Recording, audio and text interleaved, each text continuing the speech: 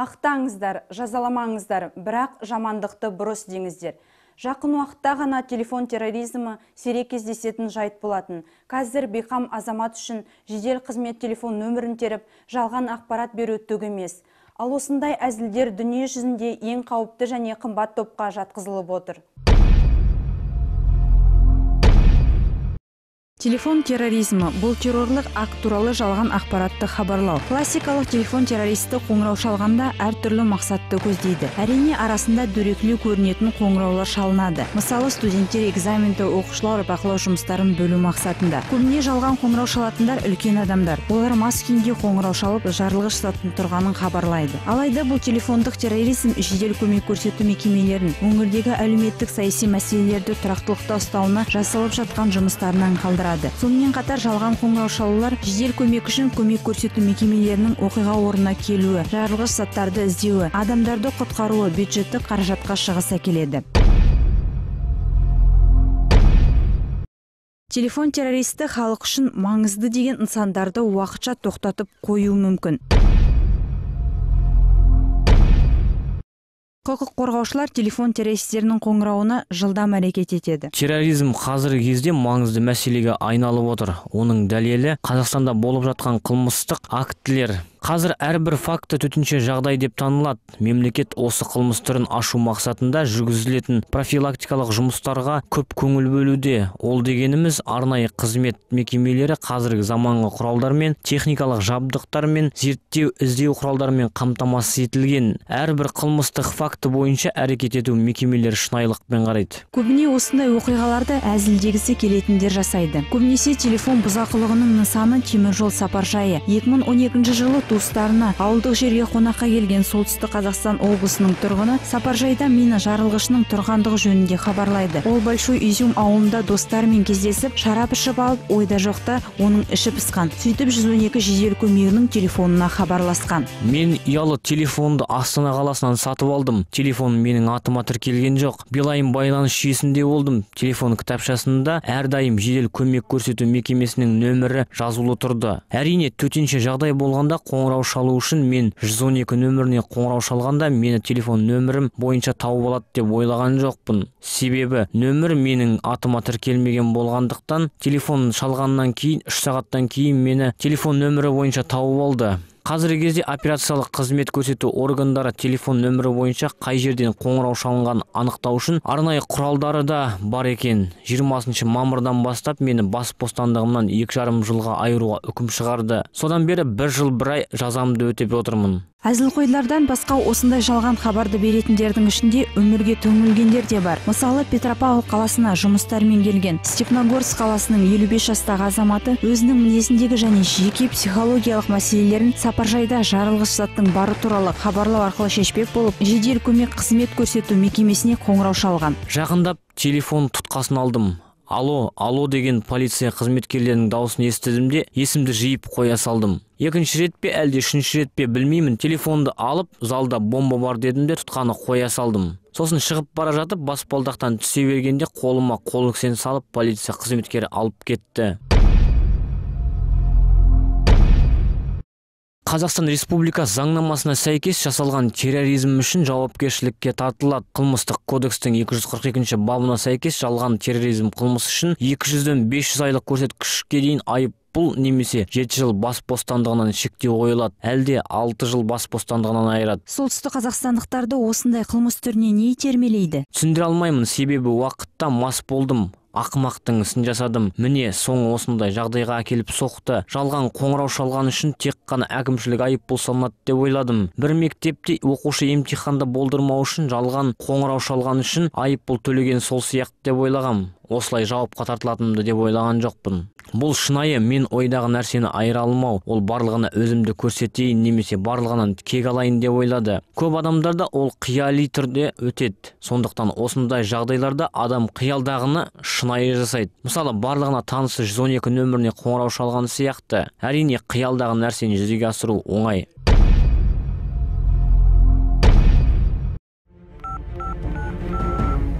Алло, полиция! Дүкенде мина жарылғыш орналастырылған. Ол бүгін дүкеннің күл талқанын шығарады. Мен қалжыңдап тұрған жоқ.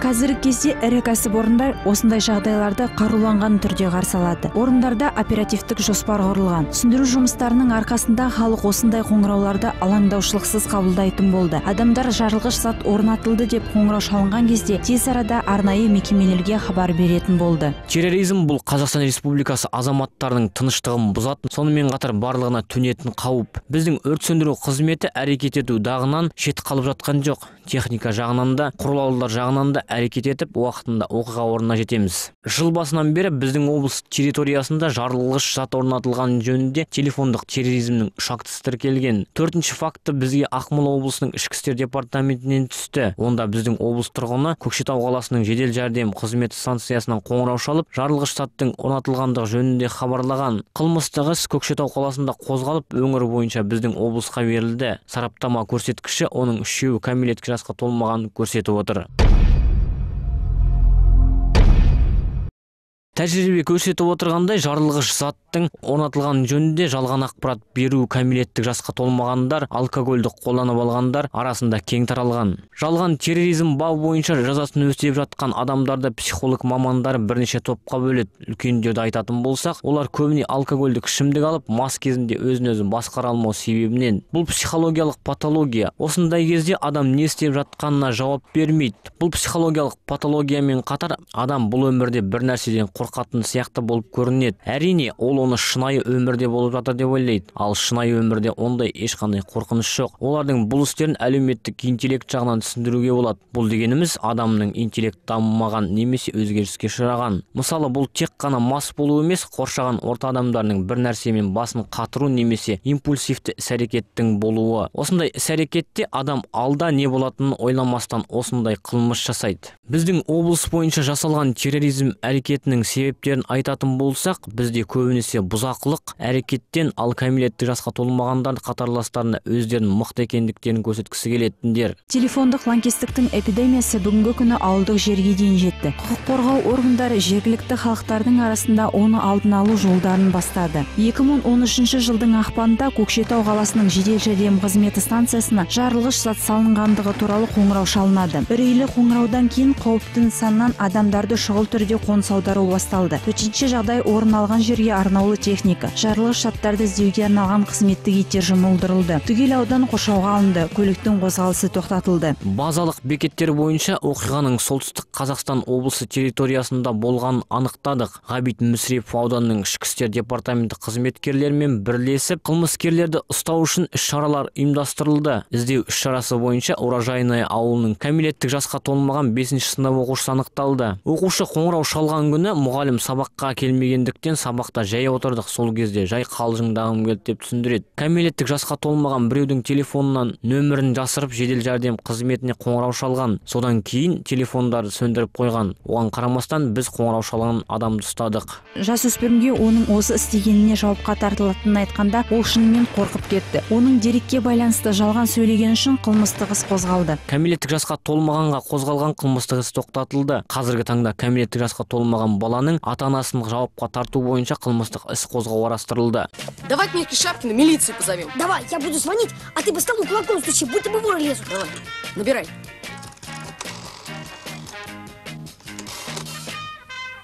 Алло, это милиция? Это милиция? Милиция.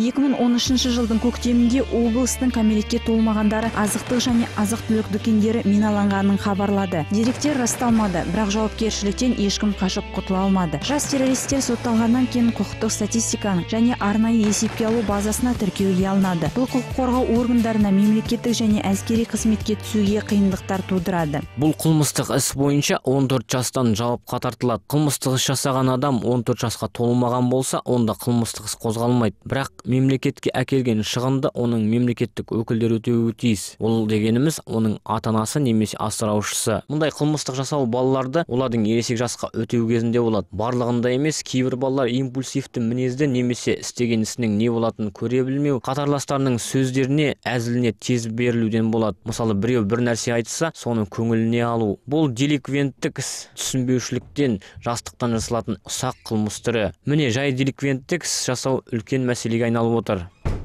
Бұл әлі барлығы емес. Үкімнің шығарылуы бойынша сот террористерден мемлекеттің табысына, құқық қорғау органдарына және уәкіл мемлекеттік органның күшінің тығыз мобилизациясына, шұғыл құрылымның жарылғыш заттың ізденістеріне жұмсалған қаржыны өндіріп алады. Бір сөзбен айтқанда сомасы үлкен мөлшерде болады. Петропавл қаласы сотының үкімі бойынша маған талап қойылды. Себебі менің қалжыңымның кесірінен көптеген арнайы қызмет мекемелері шақырылып, қаражат жұмсалды. Темір жол пойызының уақытын өзгертуге мәжбүр болды. Сондықтан мемлекет маған 400 мың теңге көлемінде талап қойды. Қазір мен оны өтеп шығуым керек.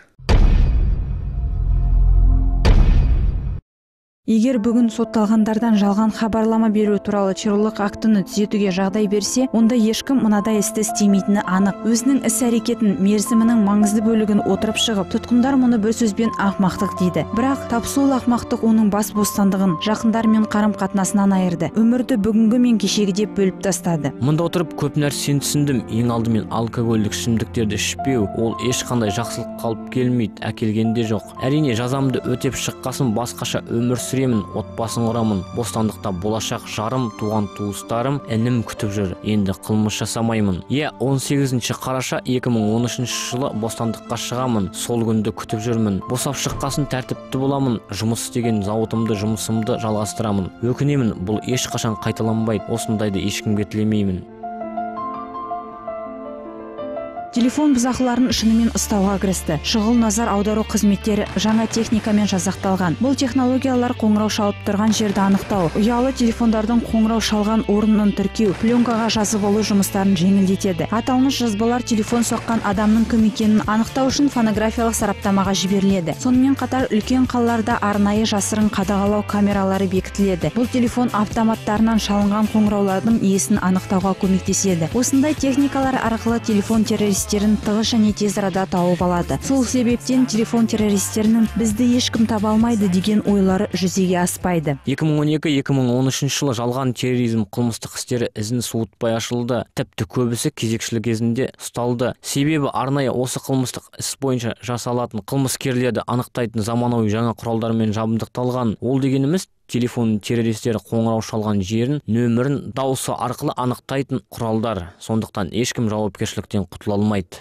Террористерге ескерту, құқық қорғау органдары мен телефондық қалжыңдарыңыз ешқандай жақсылыққа әкелмейді. Сондықтан телефон нөмірін термес бұрын дұрыстап ойланыңыздар.